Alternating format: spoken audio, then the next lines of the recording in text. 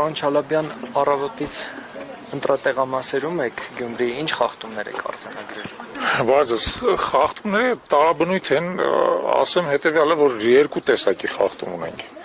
Մի տեսակի խախտումը տեխնիկական բնույթ ունեցող խախտումներն են, որ օրինակ ստեղ ենք ականատես եղել, տեսակ, որ քվեաթերթիկները բաց շարված էին, որը իրականում չի գալի, պետք է քվեաթերթիկները գտնվեն չերկիզող պահարանում։ Տեսնում եք, որ կուտակումը աստեղ, դա նրանով ապահովված, որ ընտրատարածքը շատ փոքր է, այսպիսի կուտակումներն առաջանում, որը եւս ըստ էության տեխնիկական խախտում է, օրենքի պահանջն է, որպեսզի ընտրական տեղամասերը լինեն այնպիսի տարածքները, որոնք բավարար հարմարություն են ապահովում, ներսում կարող են 15 մարդ գտնվել եւ այլն, այստեղ ակնհայտորեն դա հնարավոր չի։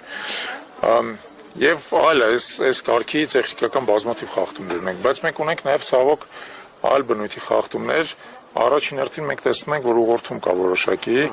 ոչ բոլոր ընտրատեղամասերում, բայց ունեք այս ընտրատեղամասում ուղղորդում կա, տեսեք, այս պայմանությամբ 454 քաղաքացի արդեն մասնակցել, որը շատ մեծ թիվ է։ Այսինքն զարմանալի մեծ թիվ է, էլի նախորդ անգամ եթե դուք համեմատեք ինչքան է մասնակցել ամբողջ օրվա ընթացքում, ավելի քիչ է մասնակցել, քան թե կես օրվա ընթացքում այս ընտրությունների ժամանակ մենք մինչև այս պահը նաև 31:0 ընտրատեղամասում են գտնվում, այնտեղ կոնկրետ տեսանք ինչպես են գազելներով բերում ընտրողներին քվեարկության, իրանք մեզ տեսան, միանգամից քշեցին գնացին, չհասցրեցինք դա իրանց ֆիքսել, բայց այդպիսի բան կար, էլի գործողություն կար։ Երկու տեղամասեր շատ պրոբլեմային են, ֆիքսել ենք, դա 31-69 եւ 31-70 ընտրատեղամասերն են, դա իշխանության տեխնացուի այսպես ծննդավայրն է,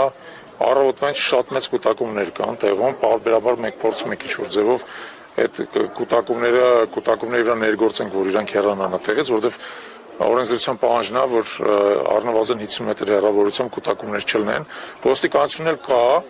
ասենք երբ որ ոստիկանության վրա ներգործում ես, գալիս են սկսում են հորդորել քաղաքացիներին, որ հեռանան, բայց հենց ոստիկանները հեռանում են, էլի քաղաքացիները այդտեղ հավաքվում։ Ստիպված բավական մեծ խմբով այդտեղ հերթապահություն ենք անում,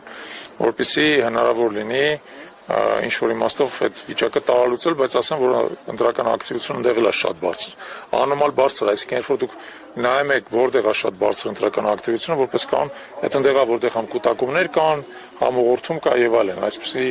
փաստեր ունենք։ Ձեզ էլ խորհուրդ կտանք մի հատ 31:05-ը այցելեք, տեսնեք ընդեղ ինչ է կատարվում։ Այստեղ ուղղորդման դեպքերի հետ կապված ասում է հանձնաժողովի նախագահ, որ նման դեպքեր չեն եղել եւ մեզ ահազանգեր էին իհարկե ստացել քաղաքացիներից, դրա համար ենք այստեղ նաեւ քաղաքացիներն ասում են, որ